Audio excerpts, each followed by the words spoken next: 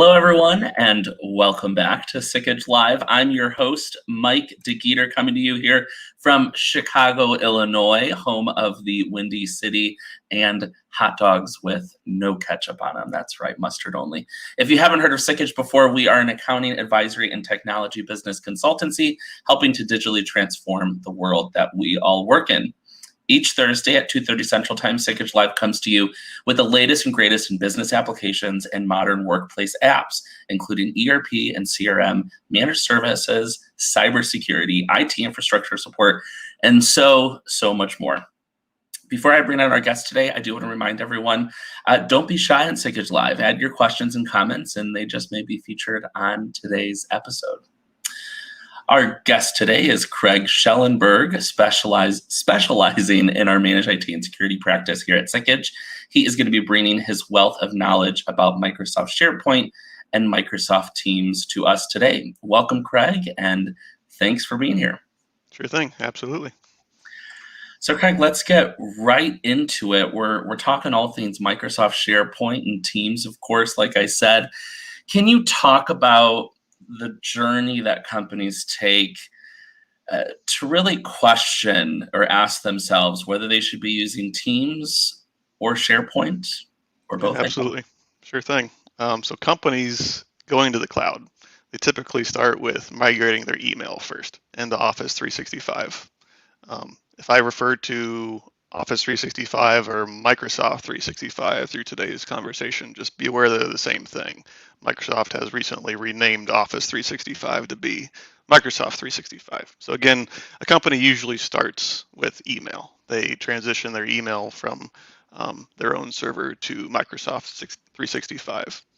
Once they're in Microsoft 365, they see some other services that are included there for free, like Teams, like SharePoint, and they start thinking about ways that they could save money by using those services instead of how they're currently using services today. So again, traditionally companies would come from like an on-premise environment where they've got a server room or a server closet somewhere in their building. In these rooms, there's expensive physical servers that they purchase and replace as they age out and their warranties expire, every 3 to 5 years.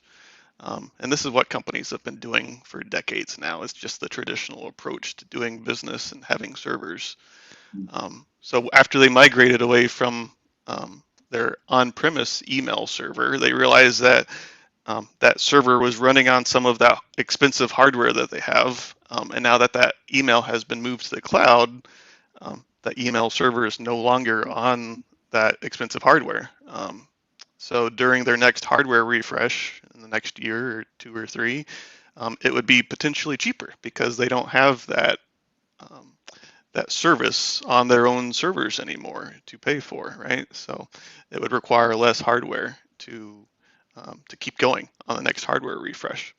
So with this company now in the state of mind that they're thinking, it's potentially going to be cheaper because of this change, they start thinking about what else can they get rid of, what else can they move to the cloud to keep reducing that cost of their hardware footprint for the next refresh, right? Mm-hmm. So usually the next low-hanging fruit that companies think of is their file share server, right? That's an easy one that they can think of. And this is the server that a lot of companies have, most companies have. This is people would know it as their own personal H drive or the company S drive or the company P drive or whatever it is, some network shared drive that is shared out to everyone in the company or some people in the company. As a side note, with the pandemic last year, there was a flurry of companies purchasing VPN licenses so that they could enable people working from homes to still get to these resources in their server rooms, right? If they need access to this file share in their server room, then they need a VPN license and additional cost to get there. So anything that wasn't in the public cloud yet, they'd have to get a VPN license to get back to, right? So Microsoft Teams and Microsoft SharePoint are both potential targets for where you can move that file shared data. But I guess the point of today's call or today's video isn't exactly perfectly clear, explicitly clear on where that data should end up. Should it end up on one of them, on Teams? Should it end up on SharePoint? maybe it should end up on both. So that's kind of how they get there. Sure. So can you explain a little bit more about what Teams and SharePoint is, starting with Teams? Yeah. Um, so um, so Microsoft Teams is an all-in-one cloud collaboration hub. That's a lot of words there. All-in-one cloud collaboration hub. And it can do so many things, right? You can chat with others, you can hold meetings with or without video on them. You could use it as a complete phone system. Here at Sikich, we use it as our phone system, our complete phone system. We don't have an aging PBX or whatever else. It's our phone system. And yes, with Teams, you can access and share files. So that's kind of the point of why we're talking about it today. It's a new kid to the street. It's only about 4 years old as far as being made. It was a interesting way of it got started. It was a tech challenge where Microsoft employees were just trying to figure out what's something new that we can make that people would actually use, and it was certainly the winner of it. But now only being 4 years old, it's one of the main staples of the Microsoft 365 suite of products, and it's the way people access the data or access Teams is through an app. There's a Teams app that's installed on your computer or on your phone or your mobile device, whatever. That's the typical main way that people ingest data with Teams is with the app. There is a browser-based version to access it, but it's less feature-rich. But it's there just in case you can't install the app. And so what about SharePoint then? Yeah, certainly. So with SharePoint, it's different. It's a web-based collaborative platform. So similar, but different where it's web-based instead of cloud-based. That's the distinction I would put at it. So at its core, it's a website. You can think of the traditional company intranet that people have, right? So on the intranet, you can still have file share storage, and it is secure. There is secure document storage management as well, but primarily it's a company intranet. It doesn't have all the things that Teams had. You can't really chat on it with each other. Certainly can't do meetings with each other. It's a website, right? And it's been around for a while. It's about 20 years old. And as such, it's been a long staple of the Microsoft 365 suite of products. In fact, because it's been around so long, there's a lot of other services from Microsoft 365 that are built on it, including Teams. Teams uses it as its backend. Yeah. And so how do they complement each other, I think is the next question, right? Right, yeah. So you got both of them, right? So they work well together, and they should work well together because Teams is built on SharePoint, right? Mm-hmm. So when I was describing both of them, I was using a lot of the same words. One of the main ones was collaboration or collaborative. So it's no surprise that they have something to do with each other, right? So let's get into the details a bit more. When a new team is created inside of Teams, there's things happening in the background that are being created that support the new creation of that team. So just listing them off, a Microsoft 365 group gets created, a SharePoint online site gets created, a Exchange online shared mailbox with a calendar gets created, a OneNote notebook gets created, and there's some other things as well, but those are the main things. So whenever a team gets created, all of those things get created in the background. Because of it, just behind the scenes, you don't see any of it. There's no real hard way of going about it. You just right click or you go to Teams, create a team, and you make a team, and all that stuff just happens on the back end. So when a person or a company is considering, should we put our files in Teams or should we put them in SharePoint, they're really considering the same thing, because if you do put a file or folders in Teams, it really is residing on a SharePoint site. Okay, Teams is just the app that's used to access the files, and this is usually where people get confused, because when they think of SharePoint, they think of that main company intranet page. And if we're talking about creating a team and putting files out there, and then they're told, well, it's really on SharePoint anyways, they get concerned that, well, I just created a team, I just put some files out there, are those just magically going to show up somewhere on our SharePoint site, right? So the answer is no. It won't. That's certainly not going to happen. So let me kind of explain more, right? So recall when I was talking about how SharePoint at its core was a website. Yeah.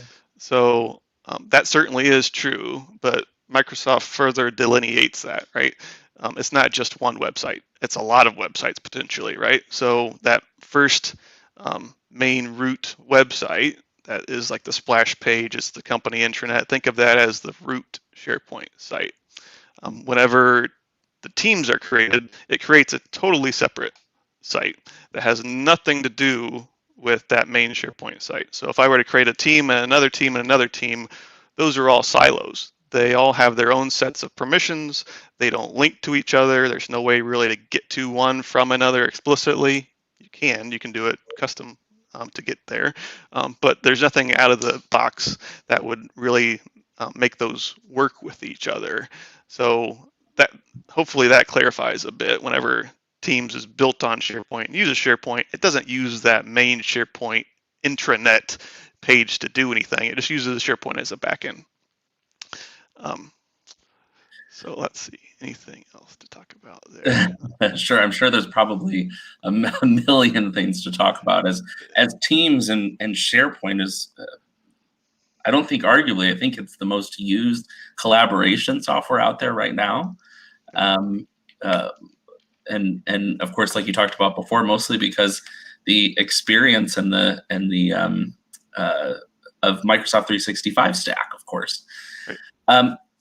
So we talk about how they complement each other and all of that. What about getting more into the nitty gritty of it? Can you talk about like permissions? Are they different or alike? When you set one in one, is it the same thing in the other? Because if it's on the same system as you're describing, does one new detail that you edit in one affect the other? Right, that's a great question. And we're finally getting into the part where we're talking about where should my data be? Which solution should I use? Should I just go ahead and use Teams and put my data into Teams, or do I need to worry about SharePoint? So we're coming into some of the decision-making parts right here. So Teams is very straightforward. So for the permissions of it, you always go into the Teams client to do it. You always manage the permissions of a specific team inside of the application Teams. And whenever you do that, all the stuff on the back end that I was talking about before with the SharePoint site and the group and all that stuff, it just happens. You don't have to know about it. You don't have to do anything with it. It just happens. But you just assign people to a team and it just happens, right? So it's very easy to use, right?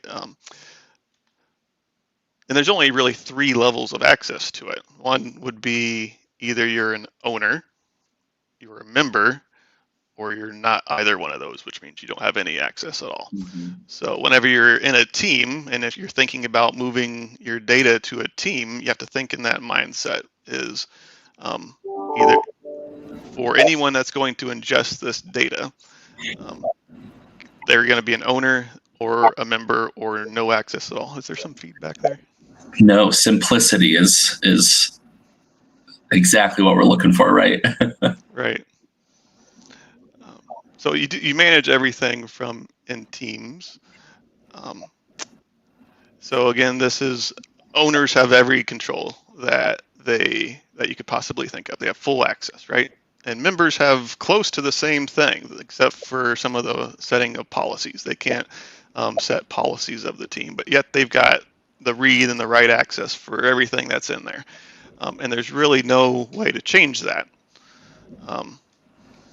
So that's one of the things that is seemingly missing from Teams. If you ask me as an IT guy, it seems like there should be like a 3rd level of access where it's read-only, but there is no read-only level permission in Teams. Okay, so that's a big one.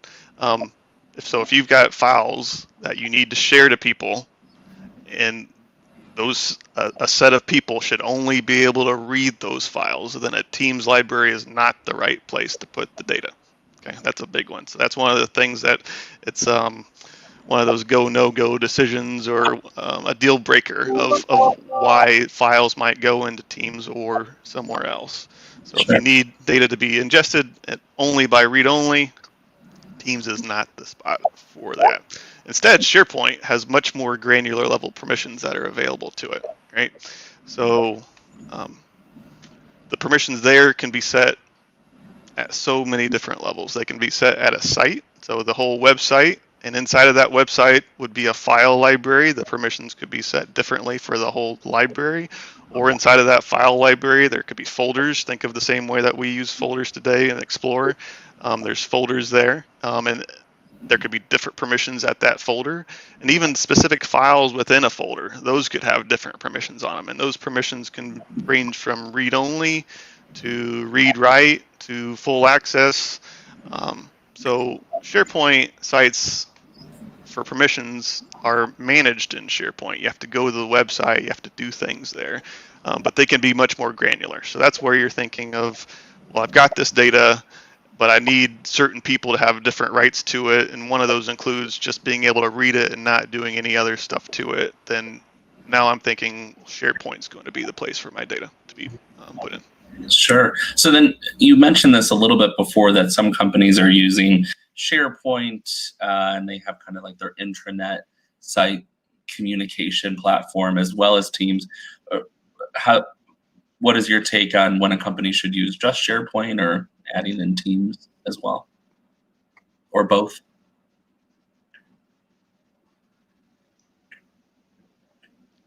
Craig, did we lose you?